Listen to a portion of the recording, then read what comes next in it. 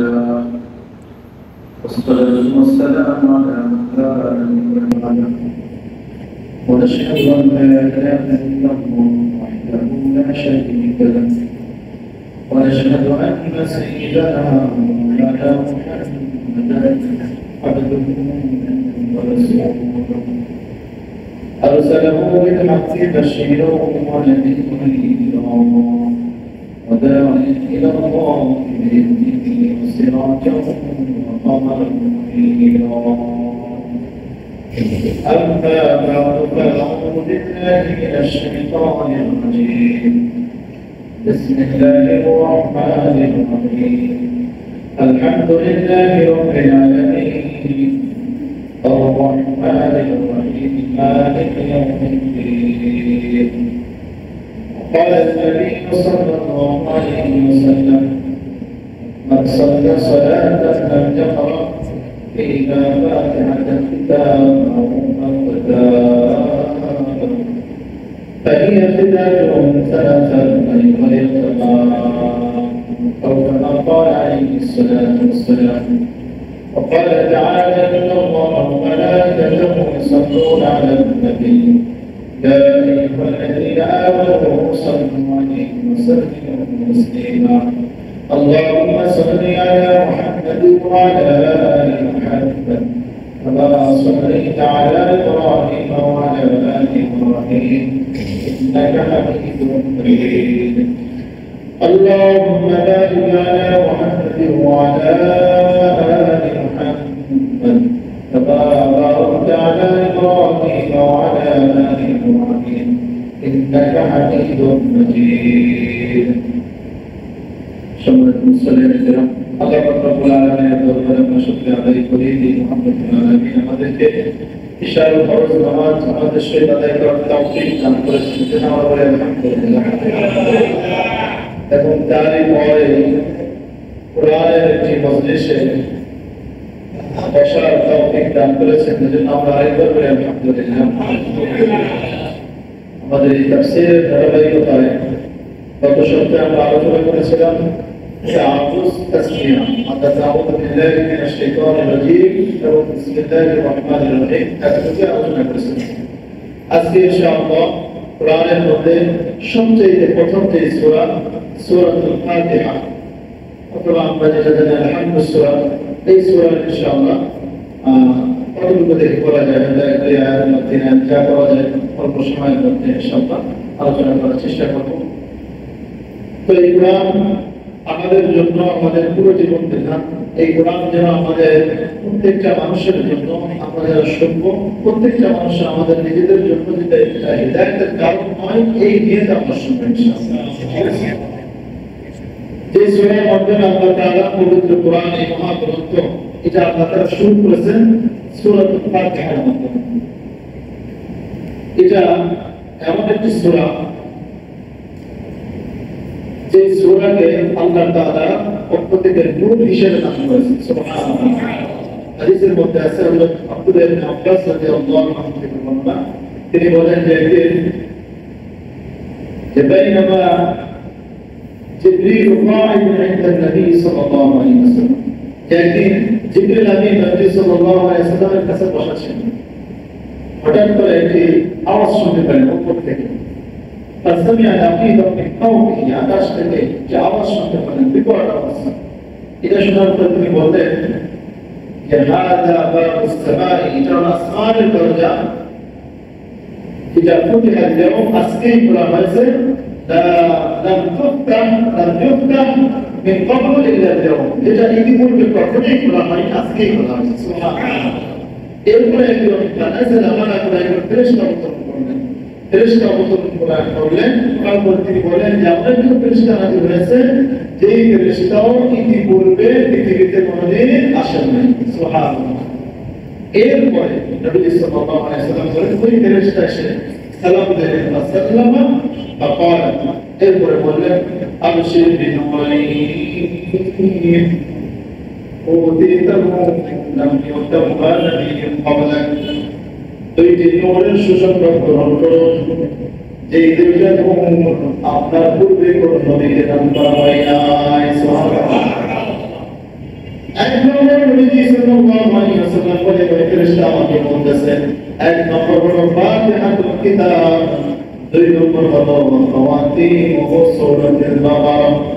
এক নম্বর হলো সূরাতুল ফাতিহা আর দুই নম্বর হলো সূরা বাকারা সর্বশেষ অংশ। সুবহানাল্লাহ বলে সূরা ফাতিহা আল্লাহ তাআলা পক্ষ থেকে নূর হিসেবে দান করেছেন নবী সাল্লাল্লাহু আলাইহি ওয়াসাল্লাম। আজকে নামাজের মধ্যে প্রথম রাকাতে যে কিরাতটা পড়েছি আমাদের রাসূল থেকে শেষ পর্যন্ত, এটা হলো সেই খাওয়াতিম ও সূরাতুল বাকারা, সূরা বাকারার শেষ অংশ। হাদিসের শেষে বলা হচ্ছে যে এখান থেকে আপনি লাম তাকরা ইল্লা মা সাআলতা, অর্থাৎ এই দুইটা নূর এর মধ্যে যা আছে এটা যদি আপনি যাই হরফ তেলাওয়াত করবেন, যেই হরফ তেলাওয়াত করবেন তার মধ্যে প্রার্থিত বিষয় যা থাকবে সব কিছুই আপনাকে দান করা হবে। সুবহানাল্লাহ। অর্থাৎ সূরাতুল ফাতিহার মধ্যে যা আছে আপনি বলবেন আল্লাহ তাআলার কাছে যা আছে, যত প্রার্থিত বিষয় আছে সব কিছুই দান করা হবে। আবার সূরা বাকারার শেষ অংশে ওখানে কত সুন্দর করে বলা হয়েছে, আমাদেরকে যেমন বাকি ওখানে অনেক গুরুত্বপূর্ণ বিষয় চাওয়ার কথা বলা হয়েছে। রব্বানা লা তুআখিযনা ইন নাসিনা আও আখতানা, আল্লাহ যদি ভুলে যাই কোনো ভুল করি আমাদেরকে পাকড়াও করো না। রব্বানা ওয়া তাহমিল আলাইনা ইসরান কামা হামালতাহু আলা আল্লাযীনা মিন ক্বাবলিনা, আমাদের উপরে এমন করে বোঝা চাপিয়ে দিন না যেটা পূর্ববর্তী উম্মতের উপর আপনি চাপিয়ে দিয়েছিলেন। রব্বানা ওয়া তুহাম্মিলনা মা লা তাকাতা লানা বিহি, আল্লাহ এমন জিনিস চাপিয়ে দিও না যে এই জিনিস আমরা সহ্য করতে পারবো না। সুবহানাল্লাহ, কত সুন্দর বিষয় না। এরপরে শেষে বলা হচ্ছে কি বলে যে আফির লানা ওয়াফু আন্না ওয়ারহামনা, যে আপনি আমাদেরকে ক্ষমা করুন, আমাদের উপর রহমত নাযিল করেন এবং আমাদেরকে আনতা মাওলানা, আপনি আমাদের প্রতিপালক, আপনি আমাদের অভিভাবক। মানসুরনা আলাল কওমিল কাফিরিন, আর আপনি কাফিরদের বিরুদ্ধে আমাদেরকে সাহায্য করেন। সুবহানাল্লাহ, কত সুন্দর দোয়া। হাদিসের মধ্যে বলা হচ্ছে এর মধ্যে যা কিছু আছে সবকিছুই দান করা হয়। সুবহানাল্লাহ, শুধু এরকম দেখি যদি পড়তে পারি ইনশাআল্লাহ আল্লাহ তাআলা আমাদেরকে দান করবেন। তাহলে এই হাদিসের মধ্যে আমরা জানতে পারলাম সূরা ফাতিহা একটা নূর, এটাকে নূর বলা হয়েছে। আপনার যদি কোনো ব্যক্তি সূরা ফাতিহাকে সুন্দরভাবে পড়তে পারে, বিশ্বাস করে পড়তে পারে, ওই ব্যক্তির কলবে আল্লাহ তাআলা নূর জ্বালিয়ে দিবেন। সুবহানাল্লাহ। শুধু তাই না, এই সূরাটা এমন যদি কোনো ব্যক্তি নামাজের মধ্যে পড়তে না পারে তাহলে তার নামাজটাই অসম্পূর্ণ, ত্রুটিপূর্ণ থেকে যাবে। নবী সাল্লাল্লাহু আলাইহি ওয়াসাল্লাম বলেন, মান সাল্লা সালাতান লাম ইয়াকরা ফিহা উম্মুল কুরআন, যেই ব্যক্তি নামাজ আদায় করলো কিন্তু এই নামাজের মধ্যে উম্মুল কুরআন অর্থাৎ সূরাতুল ফাতিহা পাঠ করলো না, ফাহিয়া কিতাজ তালাতান, নবীজি সাল্লাল্লাহু আলাইহি ওয়াসাল্লাম এই কিতাব শব্দটি তিনবার পাঠ করেছেন, ফাহিয়া কিতাজ ফাহিয়া কিতাজ ফাহিয়া কিতাজ, যে ওই নামাজ ত্রুটিপূর্ণ, ওই নামাজ ত্রুটিপূর্ণ, ওই নামাজ ত্রুটিপূর্ণ। সুবহানাল্লাহ। এই সূরা ফাতিহা আল্লাহ তাআলা এত গুণ দিয়েছেন যে এটা ছাড়া কোনো ব্যক্তি নামাজটা সহি হবে না, নামাজ সহি হবে না। হাদিসের মধ্যে এসেছে, সফর তাফসীরের মধ্যে এসেছে যে মুসনাদ আহমদের বরাত দিয়ে যে হযরত উবাই ইবনে কাব তিনি অনেক সুন্দর তেলাওয়াত করতেন, তাকে কাজী বলা হতো। আল্লাহ উবাই ইবনে কাব রাদিয়াল্লাহু আনহু قرأ على النبي صلى الله عليه وسلم القرآن، হযরত উবাই ইবনে কাব রাদিয়াল্লাহু আনহু নবীর সামনে সূরা ফাতিহা পাঠ করলেন। নবী সাল্লাল্লাহু আলাইহি ওয়াসাল্লাম তখন বললেন যে ইন্না উম্মুল কুরআন আ'যামুস সুওয়ারি মিনাল কুরআন, যে এই সূরা ফাতিহাটা হলো এটা কোরআনের মধ্যে যা আছে তার চাইতে কোরআনের মধ্যে যা কিছু আছে সবচেয়ে গুরুত্বপূর্ণ এই সূরা ফাতিহা। সুবহানাল্লাহ। আর এই হাদিসের মধ্যে আছে যে নবী সাল্লাল্লাহু আলাইহি ওয়াসাল্লাম বলতেছেন যে এই যে সূরা ফাতিহা আমার উপর নাযিল করা হয়েছে, এটা মা উনজিলা ফিত তাওরাতি ওয়ালা ফিল ইনজিল ওয়ালা ফিজ জাবুরি ওয়ালা ফিল কুরআন। নবী বলতেছেন যে এই সূরা ফাতিহা এমন একটি সূরা যেটা আমার উপর নাযিল করা হয়েছে, এটা তাওরাতের মধ্যে নাযিল করা হয়নি, ইনজিলের মধ্যে নাযিল করা হয়নি, জাবুরের মধ্যে দেওয়া হয়নি, অন্য কোনো আসমানি কিতাবের মধ্যে দেওয়া হয়নি, এমনকি এই পুরা কোরআনের অন্য কোনো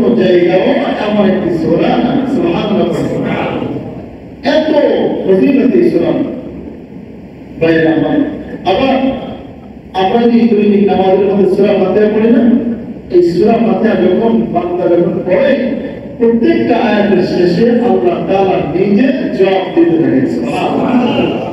হাদিসের মধ্যে এসেছে আল্লাহ রাব্বুল আলামিন বলেন, قال الله عز وجل قسمت الصلاة بيني وبين عبدي, আমি নামাজকে আমার মধ্যে আমার বান্দার মধ্যে অর্ধেক নিশ্চয়ই আমি বন্টন করে দিয়েছি, অর্ধেক আমার আর অর্ধেক আমার বান্দার। সুবহানাল্লাহ।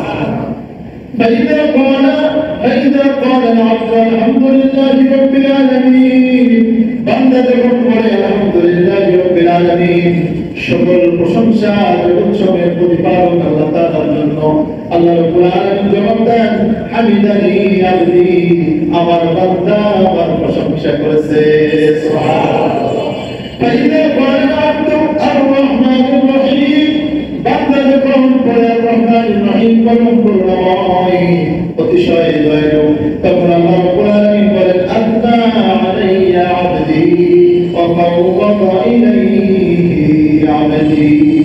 আল্লাহ তাআলা তখন বলেন যে আমার বান্দা আমার গুনাহগুলো বর্ণনা করতেছে এবং আমার বান্দা তার সকল বিষয় আমার কাছে অর্পণ করে দিয়েছে। বলেন সুবহানাল্লাহ। এরপর বান্দা যখন বলে মালিক ইয়াউমিদ্দিন, বিচার দিবসের মালিক একমাত্র আল্লাহ তাআলা, চিল্লায় বলেন বিচার দিবসের মালিক কে? আল্লাহ। বান্দা যখন পড়ে আল্লাহ তাআলা বলেন মাজ্জাদানি আবদি, আমার বান্দা আমার বড়ত্ব প্রকাশ করতেছে। সুবহানাল্লাহ। এরপরে বান্দা যখন পড়ে ইহদিনাস সিরাতাল মুস্তাকিম, সিরাতাল লাযীনা আন'আমতা আলাইহিম গায়রিল মাগদুবি আলাইহিম ওয়ালাদ-দাল্লিন, আমিন। বান্দা যখন এই আয়াতগুলো যখন পড়ে তখন আল্লাহ রাব্বুল আলামিন জবাব দেন, হাযা লিআবদি ওয়া লিআবদি মা সাআলা, এতটুকু হলো আমার বান্দার জন্যই নির্ধারিত। ইহদিনাস সিরাতাল মুস্তাকিম, আল্লাহ তুমি আমাদেরকে সরল চোখে পথ দেখাও। সিরাতাল লাযীনা আন'আমতা আলাইহিম, আপনি তাদের পথ দেখান যাদেরকে আপনি পুরস্কৃত করেছেন। গায়রিল মাগদুবি আলাইহিম ওয়ালাদ-দাল্লিন, তাদের পথ নয় যারা অবিশুদ্ধ অর্থাৎ ইহুদিদের পথ, এবং তাদের পথ নয় ওয়ালাদ-দাল্লিন যারা পথভ্রষ্ট অর্থাৎ খ্রিস্টানরা। ইহুদি খ্রিস্টানদের পথ নয়, বরং আপনি যাদেরকে পুরস্কৃত করেছেন তাদের পথ আপনি আমাদেরকে দেখান। সুবহানাল্লাহ। যখন আমরা এটা বলবো তখন আল্লাহ তাআলা বলেন, হাযা লিআবদি, এইগুলো সব বান্দার জন্য, বলে আপনি মা সাআলা, আর বান্দা যা চাইবে তাই পেয়ে যাবে। সুবহানাল্লাহ। এর মধ্যে আমরা চাইতেছি আল্লাহ তাআলার কাছে, আল্লাহ বলতেছে যে তুমি যা চাইবে এর মধ্যে তাই তোমার কাছে থাকবে। ভাই আবার একটু হিসাব করে দেখেন, আমরা যখন নামাজ পড়বো, নামাজের মধ্যে যদি এতটুকু যদি আমাদের মনে থাকে যে আমি আলহামদুলিল্লাহ রাব্বিল আলামিন পড়বো, আল্লাহ তাআলা আমার কথার জবাব দেবেন, নামাজের মধ্যে আলাদা একটা স্বাদ লাগবে কিনা? আজকে যদি নিয়ত করবে যে আমরা যতদিন পড়বো একটু ধীরে ধীরে পড়বো, পড়বেন ইমাম সাহেব যখন কিরাত পড়ে তখন আমরা চিন্তা ফিকির করবো যে আল্লাহ তাআলা জবাব দিচ্ছেন, কি সুন্দর কথা। আপনি অন্তর দিকে নজর রাখবেন, একটু খেয়াল করবেন, ব্রেনটা দিয়ে অন্তর দিকে লাগাবেন, দেখবেন যে দুনিয়ার অন্য কোনো জিনিসের দিকে মন যাবে না। দেখবেন যে কি মজা, এইভাবে আপনি একদিন নামাজ পড়েন, দুইটা নামাজ পড়েন, দেখবেন যে মনে হবে যে পিছনে যত নামাজ পড়েছি আসলে একটা নামাজও সঠিকভাবে হয়নি, এরকম মনে হবে। পারবেন ইনশাআল্লাহ। এরপরে ভাই আমার এই সূরাটা দর্শককে বলেছিলাম যে এই সূরাটা পূর্ণাঙ্গ সূরা হিসেবে সবচেয়ে প্রথম এই সূরা নাযিল করা হয়েছে। পূর্ণাঙ্গ সূরা হিসেবে এটাই প্রথম সূরা। এই সূরার আগে অন্যান্য সূরার কিছু কিছু আয়াত আগে নাযিল করা হয়েছে, যেমন সূরাতুল আরাফের প্রথম 5টি আয়াত আগে নাযিল করা হয়েছে, সূরাতুল মুদ্দাসসির, সূরাতুল মুজাম্মিল, এই সকল কিছু সূরা কিছু কিছু আয়াত আগে নাযিল করা হয়েছে। কিন্তু পূর্ণাঙ্গ সূরার উপরে এই সূরাটাই সর্বপ্রথম নাযিল করা হয়েছে। এই সূরার মধ্যে এই সূরার অনেকগুলো নাম রয়েছে, অনেকগুলো। সাফাতুল তাফসীরের মধ্যে 12টা এসেছে। তাফসীর ইবনে কাসির তিনি উল্লেখ করেছেন এর মধ্যে যে 22টা বা 40টা, তাফসীর রুহুল মানির মধ্যে 40টা উল্লেখ করেছে।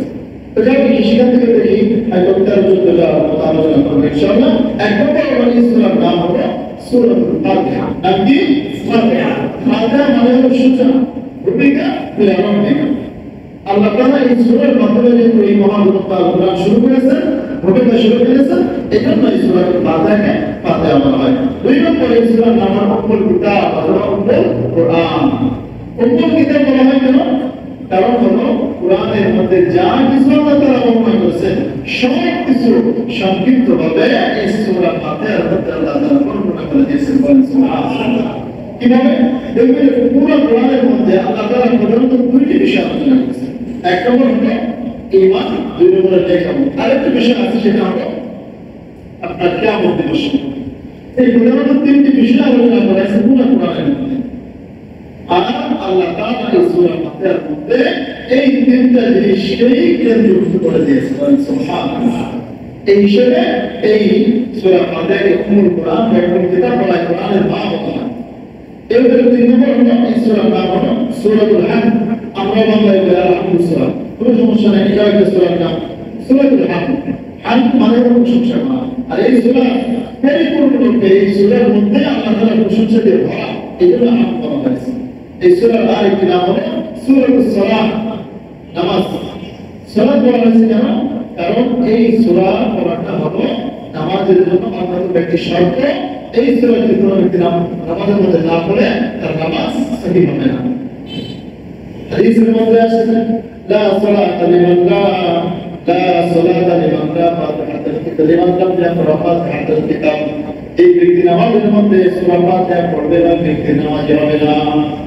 এই হাদিসের আবার এই হাদিসটা প্রযোজ্য হলো মুনফারিদ এবং ইমামের জন্য। একাকিদের যিনি নামাজ পড়বেন এবং ইমাম যিনি, এই দুইজনের জন্য এই হাদিসটা প্রযোজ্য। অন্যথায় মুক্তাদির জন্য সূরা ফাতিহা পড়ার জন্য না, কারণ অন্য হাদিসের মধ্যে আছে কিরাআতুল ইমামি কিরাআতুল লাহু, অর্থাৎ ইমামের কিরাআতই মুক্তাদির কিরাআতের জন্য যথেষ্ট। এটা ভিন্ন আছে না? তো এই সূরার আরেকটি নাম সূরাতুশ শিফা। নাম কি ভাই? সূরাতুশ শিফা। শিফা মানে প্রতিষেধক, আরোগ্য দান করে। এই সূরার মধ্যে হাদিসের মধ্যে আছে যে উম্মুল কিতাব ফাতিহাতুল কিতাব শিফাউম মিন কুল্লি সাববিন, যে ফাতিহাতুল কিতাব সূরাতুল ফাতিহা এটা হলো সমস্ত রোগের প্রতিষেধক। সুবহানাল্লাহ। এই জন্য এই সূরাকে বলা হয় সূরাতুশ শিফা। আপনাদের যখন কোনো সমস্যা হয় আগে আপনি সর্বপ্রথম সূরা ফাতিহা পড়ে নিজের উপর দম দিবেন, নিজের উপর প্রতিদিন সর্বপ্রথম এই কাজ করবেন। যে কোনো অসুস্থতা সবাই আপনি প্রথম কি কাজ করবেন? সূরা ফাতিহা পড়ে, এটা তো আমরা সবাই পারি, এটা পড়ে আমরা নিজের উপর নিজে পড়ে দেবো। এরপরে বাকি যে সুন্নাত অনুযায়ী আপনি চিকিৎসা করবেন। আগে আপনি আল্লাহর কথা স্মরণ করে এই সূরা ফাতিহা পড়ে পড়তে দেবেন। এরপরে এই সূরার নাম হলো আসাসুল কুরআন। পুরো 30 সূরার মধ্যে আল্লাহ তাআলা একটা পূর্ণাঙ্গ ব্যবস্থাপনা পেশ করেছেন। আর এই সূরাকে বানানো হয়েছে তার ভিত্তি। আসাস মানে ভিত্তি, কুরআন ভিত্তি। আর এর নাম হলো সূরাতুর রাস, কুরআনের মূল, একই অর্থ কুরআনের মাথা। তারপর সূরাতুল কানজ, কানজ মানে হলো খনি, খনির সূরা। অর্থাৎ জ্ঞান বিজ্ঞানের যত খনি আছে সব কিছু আল্লাহ তাআলা সূরা ফাতিহার মধ্যে রেখে দিয়েছেন। সুবহানাল্লাহ। সূরাতুল ওয়াকিয়া, এই সূরাটা ওয়াকিয়া মানে পূর্ণাঙ্গ, ওয়াকিয়া মানে কি? পূর্ণাঙ্গ। এই সূরাটা নামাজের মধ্যে পূর্ণাঙ্গ রূপে পড়তে হয়, খণ্ডিতভাবে পড়লে নামাজ হয় না। সূরা ফাতিহার অর্ধেক পড়বেন বা 3 ভাগের 2 ভাগ পড়বেন হবে না, পূর্ণাঙ্গ পড়তে হবে। পূর্ণাঙ্গ পড়াটা যে শর্ত, তাই এই সূরার নাম সূরা ওয়াকিয়া। এরপর আরেকটি নাম হলো সূরাতুদ দুআ। এই সূরার মধ্যে আল্লাহ তাআলা কিভাবে প্রার্থনা করতে হবে, দোয়া করতে হবে, সেই শিক্ষা আল্লাহ তাআলা দিয়েছেন। পুরো সূরা ফাতিহারই একটা দোয়া, এই জন্য সূরার নামই দোয়া। হাদিসের মধ্যে আছে নবী সাল্লাল্লাহু আলাইহি ওয়াসাল্লাম বলেন, আফদালুদ যিকরি লা ইলাহা ইল্লাল্লাহ ওয়া আফদালুদ দুআ আলহামদুলিল্লাহ। সবচেয়ে উত্তম জিকির হলো লা ইলাহা ইল্লাল্লাহ, আর সবচেয়ে উত্তম দোয়া হলো আলহামদুলিল্লাহ। বলেন সুবহানাল্লাহ। এই জন্য সূরার নাম হলো দোয়া। আরেকটা নাম হলো সাবউল মাদানি, যার অর্থ হলো বারবার পঠিত 7টি আয়াত। বারবার পঠিত 7টি আয়াত। এটা এই বারবার পঠিত কেন বলা হয়? এক বিষয় করে দেখেন যে এই সূরা যতবার পড়া হয় ততবার মুসলমান পড়া হয়। আপনি যদি সারাদিনের নামাজের হিসাব করেন, সুন্নাতুল ফরজ যদি হিসাব করেন, আর কিছু না, নফল বাদই দিলাম, সুন্নাতুল ফরজ যদি হিসাব করেন, প্রত্যেক রাকাতের হিসাব করলে দেখা যাবে যে কমপক্ষে আপনার 32 বার পড়া হয়, কমপক্ষে 32 বার। আর এরপরে যদি আপনি নফল ইত্যাদি যারা একটু বেশি করে বলেন তাহলে আরো সংখ্যা বেড়ে যাবে। এই যত বারবার করা হয় তত এটাকে সাবউল মাতানি বলা হয়। সূরা হিজরের একটি আয়াত আল্লাহ তাআলা বলেন ওয়ালাকাদ আতাইনাকা সাবআন মিনাল মাতানি ওয়াল কুরআনিল আযীম, আমি আপনাকে বারবার পঠিত এই শব্দ আয়াত আপনাকে দান করেছি। ওয়া সুবহানাল্লাহ, বারবার পঠিত শব্দ আয়াত আপনাকে দান করেছি। এজন্য এই সূরার নাম সূরা সাবউল মাতানি। আর নাম হচ্ছে কাফিয়া, শাফিয়া, এর নাম পুরো 40 এর মতো নাম আছে, দিকে যাব না। এখন আসি এই সূরার মধ্যে 113টি হরফ সংখ্যা, অক্ষর রয়েছে ভাই 113, আয়াত রয়েছে 7টি, আর শব্দ রয়েছে 25টি। কয়টি?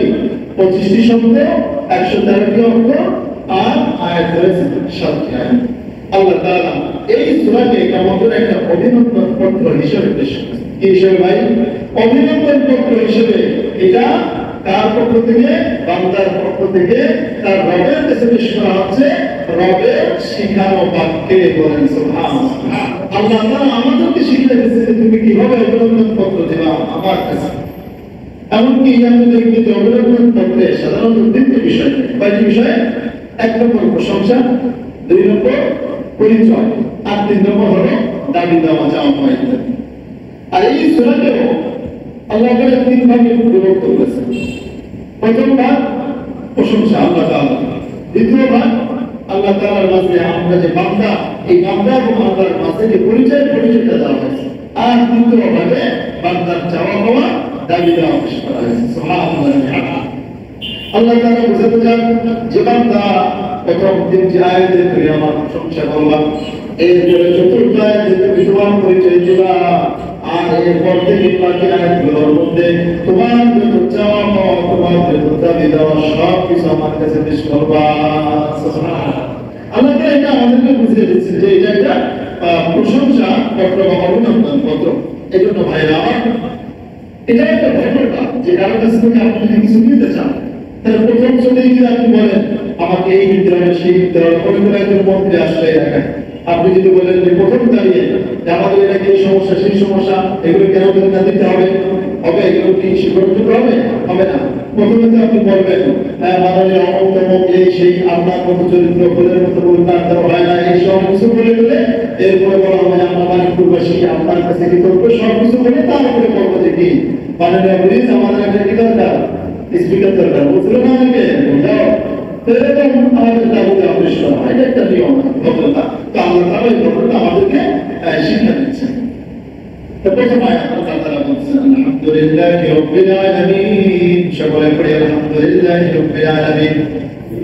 সমস্ত প্রশংসা জগৎ সমূহের প্রতিপালক আল্লাহ তাআলার জন্য। এখানে শুধু আল্লাহ তাআলা বলেন আলহামদু, শব্দটা কি?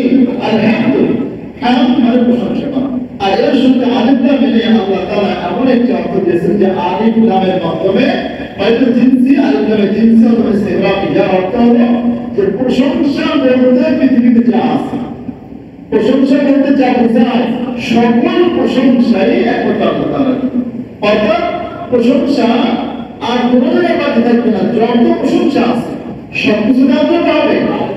আল্লাহ তাআলার জন্য হবে। পৃথিবীর মধ্যে যত সৃষ্টি আমরা দেখি, যত সুন্দর সুন্দর জিনিস দেখি, সব কিছুর প্রশংসা আমরা করতে পারি, মূলত এইগুলোর প্রশংসা করা মানেই আল্লাহ তাআলারই প্রশংসা করা। কারণ এই সব কিছু সৃষ্টি করে দেখে একমাত্র আল্লাহ তাআলা। এজন্য ভাই আমার প্রশংসা করতে হবে কার?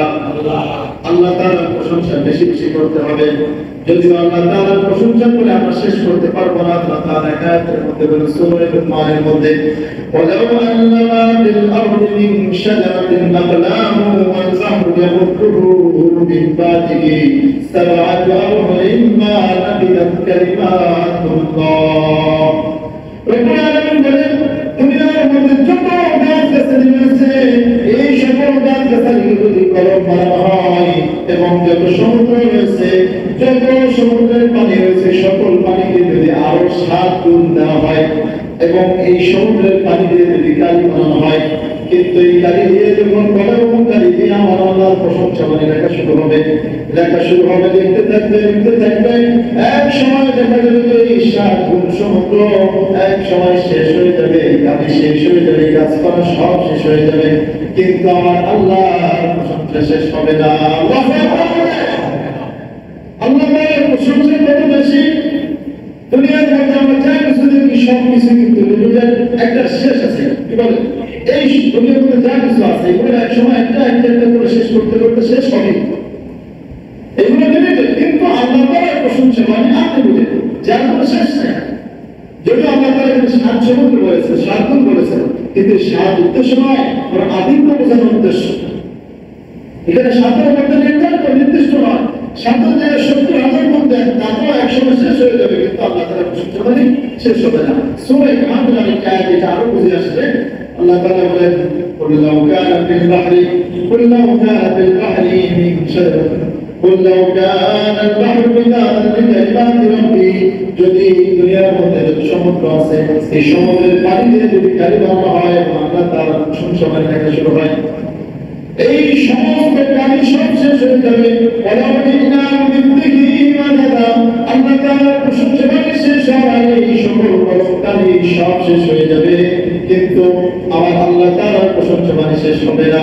আল্লাহ তাআলা এরপরে বলেন, ওয়ালাউ জিনা বিমিথলিহি মাদাদা, যত কাগজদানি যত কলমদানি রয়েছে এর অনুরূপ যদি আরো আনা হয় তবুও শেষ হবে না, এর অনুরূপ আরো আনা হয় তবুও শেষ হবে না। এরকম আপনি যত গুণ আনবেন, যত অনুরূপ আনবেন, যত অনুরূপ আনবেন, বিবিধ অর্থ এসে তাফসীরের মধ্যে যত অনুরূপ আপনার থাকতে পারে আপনি আনবেন, কিন্তু আমার আল্লাহর প্রশংসা মানে শেষ হবে না। সুবহানাল্লাহ, আল্লাহ তাআলার প্রশংসা মানে কোনো শেষ নেই, কোনো শেষ নেই ভাই আমার। এজন্য আলহামদুলিল্লাহ বলে আল্লাহ তাআলার প্রশংসা করতেছেন। কিন্তু এই আলহামদুলিল্লাহ বলে যদিও প্রশংসা করা হয়েছে, কিন্তু এখানে আল্লাহ তাআলা 3টি জিনিস লুকিয়ে রেখেছেন। কয়টি জিনিস? শুধুমাত্র আলহামদুলিল্লাহ মধ্যে আল্লাহ তাআলার জন্য আল্লাহ শব্দের ব্যাখ্যা করেছেন, আল্লাহ মানে আল্লাহ, আল মা'বুদ বিহাক্কি, সত্য মা'বুদ যিনি আল্লাহ, আর যার জন্য এই নাম লেখা যাবে আল্লাহর জন্য এই কাজ। আলহামদুলিল্লাহ একজন বাক্যের মধ্যে আল্লাহ রাব্বুল আলামিন 3টি জিনিস রেখেছেন। কয়টি জিনিস? এক নম্বর হলো আল্লাহ তাআলার প্রশংসা, 2 নম্বর হলো আল্লাহ তাআলা অতি সুন্দরতার সাথে আল্লাহ রাব্বুল আলামিন এই দুনিয়ার মধ্যে যত সুন্দর জিনিস আছে এগুলোর প্রতি মানব মনে আকৃষ্ট হয়, এই আকৃষ্ট হওয়া থেকে সরিয়ে আল্লাহ রাব্বুল আলামিন এক অতি বাস্তবতার দিকে আমাদের মনকে আকৃষ্ট করে দুনিয়ার যত সৃষ্ট জীব রয়েছে, যত মাখলুক রয়েছে, এই সবগুলোর পূজা অর্চনা করা থেকে আল্লাহ রাব্বুল আলামিন নিষিদ্ধ করে দিয়েছেন। বলেন সুবহানাল্লাহ। শুধু আকৃতির মধ্যে প্রশংসা করতে একমাত্র আল্লাহ তাআলা, ইবাদত হবে তার, শুকরিয়া হবে তার। তো যদি সবকিছু তার জন্য আমাদের মধ্যে আর কোনো মাখলুকের জন্য কিছু বাকি থাকে, তাহলে এক ধরনের যে ইঙ্গিত রয়েছে অন্য কোনো জিনিসের ইবাদত আমরা করতে পারবো না। আবার আল্লাহ তাআলা যে হিকমতের সহিত আল্লাহ তাআলা এই তাওহীদ বা একাত্মবাদের নকশাটাও আল্লাহ তাআলা এখানে স্পষ্ট করে দিয়েছেন যে একমাত্র আল্লাহ তাআলা, আর কেউ নয়, আর কোনো মাবুদ নাই। শুধু একজন তখন আল্লাহ তাআলা এটা বুঝিয়ে দিয়েছে, ভাই আমার প্রশংসা হয় কিন্তু সুন্দরের, সুন্দরের যত জিনিস সেগুলো প্রশংসা হয়, কিন্তু কোনো ফাসিকের প্রশংসা করা যায় না, কোনো ফাসিক কোনো পাপিষ্ঠের প্রশংসা করা যাবে না। হাদিসের মধ্যে আছে, ইদা মুদিহাল ফাসিক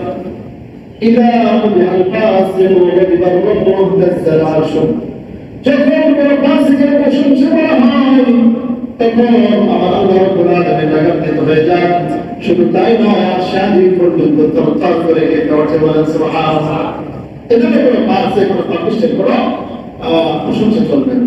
2 নম্বরে বলা আছে যে আলহামদুলিল্লাহ রাব্বিল আলামিন, রব শব্দ, রব শব্দের অর্থ এটা মিনাত তারবিয়াতি, মুশতাক্কুম মিনাত তারবিয়াতি, যার অর্থ হলো প্রতিপালন করা, সংশোধন করা, লালন পালন করা। শব্দের অর্থ এটা লালন পালন করা বোঝায় যে আপনার কোনো ব্যক্তির বা কোনো জিনিসের মঙ্গল অমঙ্গল সব কিছুর দিকে লক্ষ্য রেখে তার দিকে দরকার সেগুলো দিয়ে তাকে উন্নতির উচ্চ শিখরে পৌঁছে দেওয়ার নাম হলো এই লক্ষ্য পালন। এক কথায় যদি আমরা যদি বলি, যদি এই রকম শব্দটি এটা আল্লাহ তাআলার সাথে ছাড়া অন্য কারোর সঙ্গে ব্যবহার করা যায় না, কিন্তু আপনার ইজাফত হিসেবে অর্থাৎ আপনার কি বলে বাংলায় বলে আপনার সম্পর্ক পদ, সম্পর্ক পদ, এই সম্পর্ক পদ হিসেবে ব্যবহার করা যেতে পারে। সাধারণভাবে আল্লাহ তাআলা ছাড়া অন্য কারোর জন্য রব শব্দ ব্যবহার করা যায় না। সম্পর্ক পদ আল্লাহ তাআলা ইজাফত হিসেবে ব্যবহার করা যায়, যেমন রব্বুদ দার, বাড়িওয়ালা, কিন্তু সাধারণভাবে রব অন্য কোনো মানুষের জন্য ব্যবহার করা নিয়ম নেই। রব একমাত্র আল্লাহ।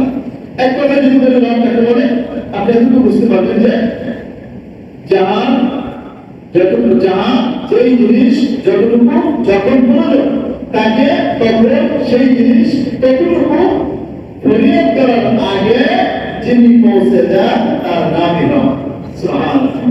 অর্থাৎ আপনার কতটুকু কখন কি দরকার সবকিছু যিনি পৌঁছে যান তিনি হলেন রব।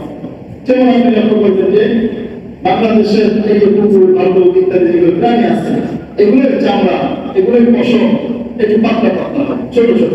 আর আপনি দেখুন শীত প্রধান দেশে যেগুলো আপনি কুকুরগুলো দেখবেন ওদের গায়ে কত বড় বড় পশম চামড়াগুলো মোটা হয়ে যায়। কেন? ওই দেশে শীত বেশি, ওই দেশে ওরকম মদের দরকার, এই জন্য আমাদের ওই ব্যবস্থা করে দিয়েছে। আর এই দেশে আমাদের অত শীত পড়ে না, যার কারণে এই দেশের পশু পাখি বা জীবজন্তুর মধ্যে এই কুকুরের চামড়াগুলো পাতলা থাকে এবং পশম ছোট থাকে। তার মানে আল্লাহ তাআলা যতটুকু ঠিকানা যার যতটুকু বলবেন আল্লাহ তাআলা প্রত্যেকটা প্রাণী সেখানে ততটুকুই দান করেছেন সুবহানাল্লাহ। শুধু তাই নয়, আমি আপনি যখন মায়ের পেয়েছিলাম তখন আল্লাহ রাব্বুল আলামিন চাওয়ার আগে আল্লাহ রাব্বুল আলামিন আমাদেরকে সব কিছু দান করেছেন বলেন সুবহানাল্লাহ। যখন আপনি মায়ের পেট থেকে দুনিয়াতে আগমন করলাম তখন আমার আপনার কোনো কান্না চাওয়ার কোনো ভাষা ছিল না। মনে রাখবেন মুসলমান এই কান্নার ভাষা আমার যে বাথরুমে চাপ দিলেও কান্না করেছি, খোদা লাগলেও কান্না করেছি, এই কান্নার ভাষা শিক্ষা দিয়েছেন কে? আল্লাহ তাআলা এই কান্নার ভাষা শিক্ষা দিয়েছেন। আল্লাহ তাআলা এই কান্নার ভাষা শিক্ষা দিয়েছেন।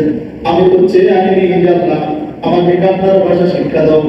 আল্লাহ তাআলা কাছে আমরা চেয়েছি, চাইনি। শুধু ছোটবেলায় বাচ্চা কান্নাকাটি করে এটাকে বাচ্চা চেয়েছে, চাইনি। আল্লাহ তাআলা তাকে দিয়ে দিয়েছে।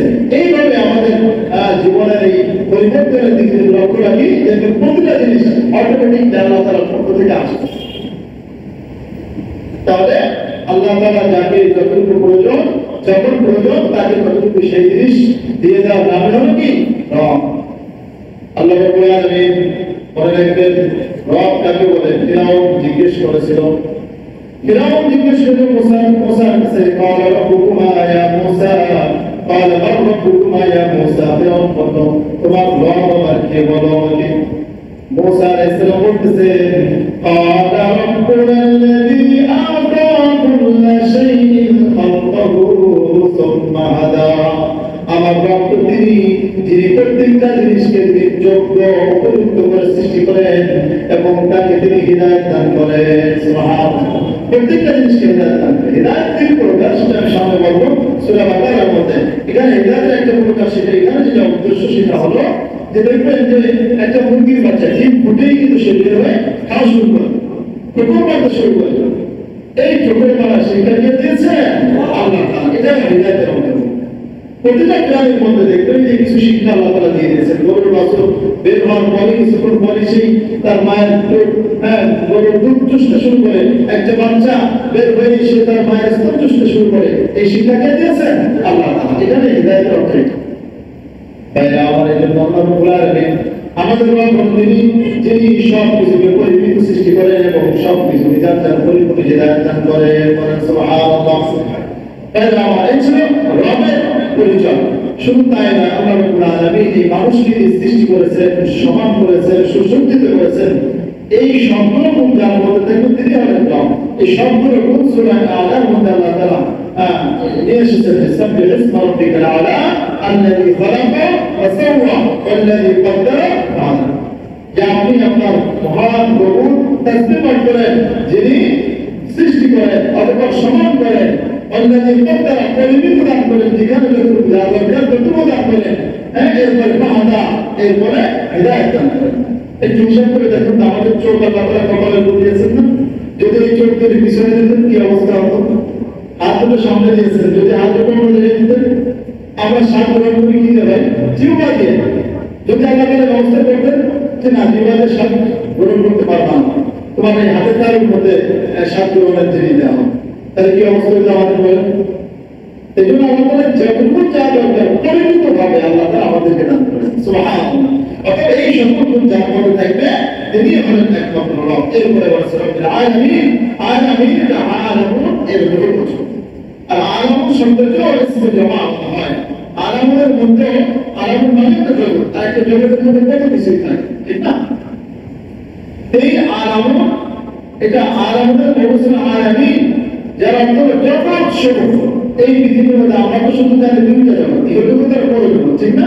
কিন্তু আরো বহু জগৎ রয়েছে। তাফসীরের মধ্যে এসেছে যে এক একটা সূর্য, এক একটা তারকা, এক একটা জগৎ, এক একটা প্রাণী, এক একটা জীবজন্তু, এক একটা জগৎ। আপনি হিসাব করে দেখেন কত মাখলুক রয়েছে, কত জগতের জগতের অভাব নাই। এগুলো বিজ্ঞানের কত গবেষণা বের করছে, এই যে তারকাগুলো দেখি এই পৃথিবীর যে তারকা খুব বড় বড় সূর্য, এরকম আরো আপনার কি বলে তারকা নাকি সূর্যের চেয়ে অনেক বড়। এমন আল্লাহ সৃষ্টি করেছেন যে একটা বিরাট বল আছে, সেই বিরাট বলের মধ্যে নাকি এরকম হাজার হাজার লক্ষ লক্ষ কোটি কোটি তারকা মুহূর্তের মধ্যে বিরাট বলের মধ্যে গিয়ে সব বর্ষ হয়ে যাচ্ছে, সব অদৃশ্য হয়ে যাচ্ছে। এমন আল্লাহ সৃষ্টি করে দিয়েছে। এই প্রত্যেকটা জগৎ যা কিছু আছে সব কিছুর মালিককে একমাত্র আল্লাহ, এই সকল জগৎ সবের মালিক আল্লাহ রাব্বুল আলামিন। এই রব্বুল আলামিনকে এটাও মুসাকে জিজ্ঞেস করছে। قال الله رب العالمين قال فرعون وما رب العالمين فرعون বলে মুসা রব্বুল আলামিন আমাকে ফিরআউনকে মুসা আলাইহিস সালাম জবাব দিলেন قال رب السماوات والارض وما بينهما ان كنتم موقنين ফিরআউন তুমি এবং তোমার দরবার যদি বিশ্বাসী হয়ে থাকো তাহলে জেনে রাখো আসমান জমিন তিনি সৃষ্টি করেছেন এবং এতদূরের মধ্যে যা কিছু রয়েছে এই সব কিছু তিনি সৃষ্টি করেছেন তিনি হলেন আল্লাহ সুবহানাল্লাহ। অন্যায় করেছে পাওয়ার অবস্থা পাওয়ার প্রকল্প আয়াতাইকুম আলাইহি আরে রব তো যিনি আমাকে সৃষ্টি করেছেন, তোমাকে সৃষ্টি করেছেন, তোমার বাপকে সৃষ্টি করেছেন, তোমার দাদাকে সৃষ্টি করেছেন, তোমাদের পূর্বপুরুষদের গোষ্ঠীকে যিনি সৃষ্টি করেছেন তিনি হলেন রব সুবহানাল্লাহ। ভাইরা আমার এই যে আলহামদুলিল্লাহ রাব্বিল আলামিনের এই সংক্ষিপ্ত তাফসীর, ভাইরা আমার আলহামদুলিল্লাহ এমন একটি বিষয় দেখবেন যে একটা হাদিসের মধ্যে আছে যে সাহাবী দোয়া করতেছেন যে আল্লাহুম্মা লাকাল হামদু كما ينبغي لوجهك العظيم كما ينبغي لوجهك وسلطانك العظيم আল্লাহ তোমার বিশাল ক্ষমতা এবং তোমার এই সত্তা মানে সত্তা পৌঁছে তোমার এই সত্তার বিশালতা অনুযায়ী তোমার জন্য সমস্ত প্রশংসা রয়েছে সুবহানাল্লাহ। হাদিসের মধ্যে আছে যে ওই ব্যক্তি যখন দোয়া করলো ফেরেশতা সব দেখে না, ওই সব দেখার ফেরেশতা শহরে হয়ে গেছে, কিংকর্তব্য হয়ে গেছে। তাহলে কি দেখবো এখানে সব আমি কিভাবে দেখবো? এই যে প্রশংসা করছেন তারা তোমার কোনো কিছুই বাদ নাই। আল্লাহ তাআলা বলেন যে এই ফেরেশতা আমার বান্দা কি দোয়া করেছে, দোয়াটা পেশ করা হলো, বলে তুমি ওই দোয়াটাই তুমি লিখে রাখো, কারণ এর প্রতিদান আমি নিজেই তাকে দান করবো। মানে এমন প্রশংসা করছে কোনো বাদ নাই যে একটু কম বা একটু বেশি নাকি বেশি সুযোগ রাখেনি, যার কারণে আল্লাহ তাআলা বলে তুমি ওটাই লিখে রাখো, আমি নিজেই তার প্রতিদান দেবো। সুবহানাল্লাহ। আলহামদুলিল্লাহ রাব্বিল আলামিন এই এক আয়াতের মধ্যে আরো অনেক আলোচনা ছিল, কিন্তু সংক্ষিপ্ত সময় আপনারা যদি এরকমের মধ্যে এই সপ্তাহে যদি জমা হন দেখা যাবে ইনশাআল্লাহ আস্তে আস্তে সূরার মাথায় একটু সময় লাগবে, যেহেতু এটা সমুদ্রের পুরো সমুদ্রের একটি কলসির মধ্যে আল্লাহ তাআলা ভরে দিয়েছে, ঠিক না? তো আমরা আস্তে আস্তে নিয়ত করেছিলাম 3 আয়াত পর্যন্ত যাবো, কিন্তু দেখি যে আধা ঘন্টা হয়ে গেছে। আজকের সামনে আলোচনা ইনশাআল্লাহ আজকে এই আয়াতে থাক। আপনাদের কি বলেন, ভালো লাগতেছে? কোরআন শরীফে এই একটা আলহামদুলিল্লাহ কত জিনিস সেখানে রূপায়িত হয়ে গেছে। তাফসীরে ইবনে কাসিরের আরো বিশাল আলোচনা রয়েছে, সব কিছু আলোচনা আসলে উপযোগী না, আবার সব কিছু বলার সময়ও হয় না। এজন্য আপনারা যদি একটু ধৈর্য সহকারে প্রত্যেক সপ্তাহে আসতে পারবেন ইনশাআল্লাহ, আপনার আশেপাশে যিনি আছেন তাকে দাওয়াত করবেন, আসবে একটু যদি শুনতে পারেন। একটাই আপনি একটা আয়াত শিখতে পেরেছেন, একটা আয়াত শুনতে পেরেছেন, এই আয়াতের তর্জমা পারে না, সমস্ত প্রশংসা আল্লাহ তাআলার জন্য। এই তাফসীরগুলো আমরা শুনেছি, মাথায় যদি থাকে আমাদের মধ্যে যখন পড়বেন তখন দেখবেন আলাদা একটা মজা।